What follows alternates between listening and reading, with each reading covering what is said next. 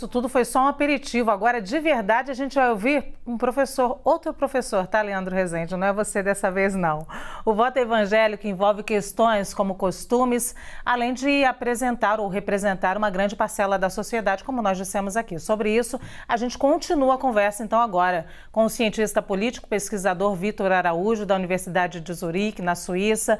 Vitor, muito obrigada, boa tarde, seja muito bem-vindo aqui ao Visão CNN. Você já deve ter escutado aqui o nosso papo, visto a gente falando um pouquinho da diferença entre os parlamentares evangélicos.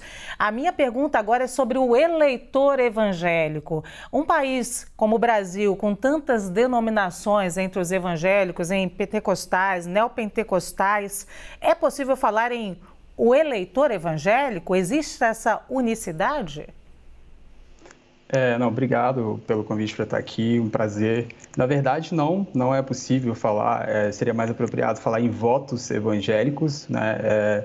Os eleitores evangélicos se diferenciam bastante quando a gente analisa o padrão de voto anterior, pelo menos das últimas 6 eleições presidenciais no Brasil, a gente vê que eles se dividem muito claramente. Tem um padrão muito consistente de evangélicos pentecostais sendo mais antipetistas e votando mais contra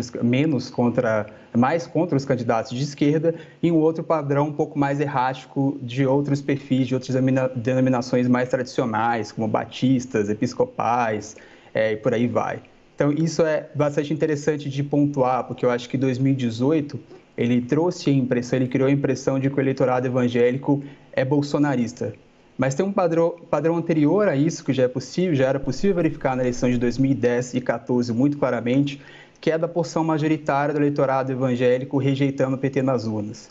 Então, só para dar um dado para o nosso ouvinte, para o nosso telespectador, a base eleitoral evangélica do Bolsonaro em 2018, ela esteve com Aécio Neves antes em 2014 e já estava com o PSDB também em 2010. O que o Bolsonaro fez foi conseguir surfar nessa onda do antipetismo em 2018, consolidar esse apoio evangélico, e é por isso que, muito provavelmente, nas eleições de outubro e também, se a gente tiver o segundo turno, o que eu acredito que vai acontecer em novembro, o Bolsonaro terá a maioria do eleitorado evangélico. Ele conseguiu consolidar esse apoio como nenhum outro candidato vinha conseguindo fazer até então.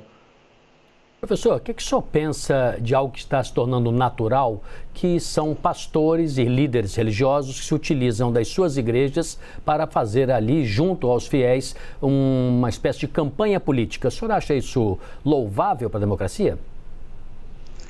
Bom, eu não tenho um discurso muito normativo sobre isso, para ser bastante sincero. Eu acho que é menos importante a gente caracterizar se isso é bom ou ruim, mas tentar entender se isso está acontecendo e em qual proporção isso está acontecendo. Tá? Então, isso me parece ser um movimento crescente. Então, a Constituinte de 88 no Brasil, ela marca esse momento que as igrejas evangélicas decidem participar das eleições e ali tomam essa decisão de que participar das esferas formais da política era uma tarefa importante. Então, na Constituinte de 88, eles conseguem eleger lá 33 deputados pela primeira vez, capitaneados pela Assembleia de Deus, e dali para frente eles vêm crescendo. A nossa colega mostrou agora há pouco ali vários dados da bancada evangélica, que vem crescendo, e o ponto de inflexão foi ali a Constituinte. A eleição para a Constituinte aconteceu em 87, para a Constituinte de 88.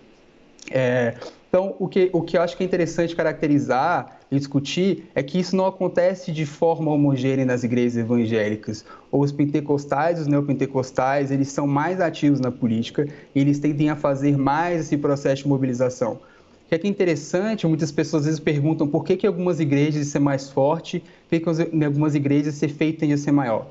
Então, vamos pensar quem que é o eleitorado evangélico no Brasil. Hoje a gente tem cerca de 30% da população brasileira que se declara evangélica, e desses 30%, 65% são evangélicos pentecostais e neopentecostais. Quem são esses brasileiros? Esses brasileiros ganham até 2 salários mínimos, eles moram nas áreas periféricas dos grandes centros urbanos e eles consomem política primordialmente nas igrejas. Então, a influência dessas lideranças sobre o voto desses eleitores tende a ser maior, porque tem todo um contexto ali que é conformado, que é formatado e que no momento da decisão favorece essa influência. Então, eu diria que os evangélicos eles também têm essa prerrogativa de fazer política, assim como qualquer outro setor da sociedade brasileira. E eu acho que aí vai da cabeça de cada eleitor tomar a decisão se ele quer votar no candidato A ou B. e pensando nas variáveis que são mais importantes para ele e para ela. Professor, quando o senhor traça agora para a gente o perfil dos evangélicos, o senhor pode estar falando absolutamente de uma pessoa que, por exemplo, poderia estar ganhando, recebendo o Auxílio Brasil.